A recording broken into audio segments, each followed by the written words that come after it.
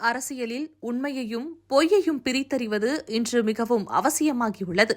குறிப்பாக மருத்துவக் கல்வியில் 7.5% உள்ஒதுக்கீடு போன்ற முக்கியமான சமூக நீதி திட்டங்களை பற்றிய தவறான தகவல்கள் பரப்பப்படும்போது அதற்கு உரிய பதில் வழங்குவது ஒரு கடமை. தமிழக அரசு பள்ளிகளில் படிக்கும் ஏழை எளிய மற்றும் நடுத்தர குடும்பங்களைச் சேர்ந்த மாணவர்களுக்கு மருத்துவக் கல்வி என்பது ஒரு கனவாக இருந்தது. அந்த கனவை நனவாக்கும் நோக்கில் அரசியலமைப்பு சட்டத்தில் வழங்கப்பட்டுள்ள அதிகாரத்தை பயன்படுத்தி இந்தியாவிலேயே முதல் முறையாக 7.5% உள்ஒதுக்கீட்டை கொண்டு வந்து அதற்கான அரசாணையை வெளியிட்டது அந்நாள் அரசு. இது ஒரு அரசியல் நடவடிக்கை மட்டுமல்ல, சமூக நீதியை நிலைநாட்டிய ஒரு வரலாற்று செயல். ஆனால் இன்று தேர்தல் நெருங்கும் சூழலில் அந்த திட்டத்தை தாமே கொண்டு வந்ததாக சிலர் கூறுவது அரசியல் நாகரிகத்திற்கே எதிரானது. மக்கள் எல்லாவற்றையும் மறந்து விடுவார்கள் என்ற எண்ணத்தில் உண்மையை மாற்றி பேசுவது ஏற்றுக்கொள்ள முடியாத ஒன்று.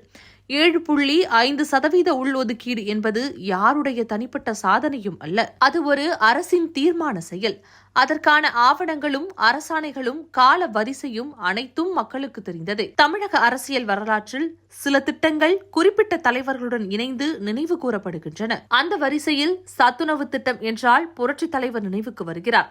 தொட்டில் குழந்தை திட்டம் என்றால் புரட்சித் தலைவி அம்மா நினைவிற்கு வருகிறார். அதை போலவே 7.5% உள்ஒதுக்கீடு திட்டமும் அது அறிமுகமான அரசின் காலத்தோடு இணைந்தே மக்கள் மனதில் பதிந்துள்ளது. ஆட்சியில் இருப்பவர்கள் தங்களின் செயல்பாடுகள் மூலம் மதிப்பை பெற வேண்டும்.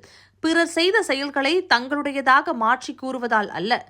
கடந்த சில ஆண்டுகளில் மாநிலத்தின் பொருளாதார நிலை, கடன் சுமை மற்றும் பல திட்டங்களின் நடைமுறைப்படுத்துதல் குறித்து மக்கள் கேள்விகள் எழுப்பி வருகின்றனர். இந்நிலையில் தேர்தல் நேரத்தில் திடீரென திட்ட அறிவிப்புகள், அடிக்கல் நாட்டல் மற்றும் விளம்பரங்கள் மூலம் மக்களை சமாதானப்படுத்த முயல்வது உண்மையான ஆட்சித்திறனை பிரதிபலிக்காது. முதலமைச்சர் பதவி என்பது பொறுப்பும் நம்பிக்கையும் நேர்மையும் இணைந்த ஒன்று. அந்த பதவியில் இருப்பவர் கூறும் ஒவ்வொரு வார்த்தையும் வரலாற்றில் பதிவாகும்.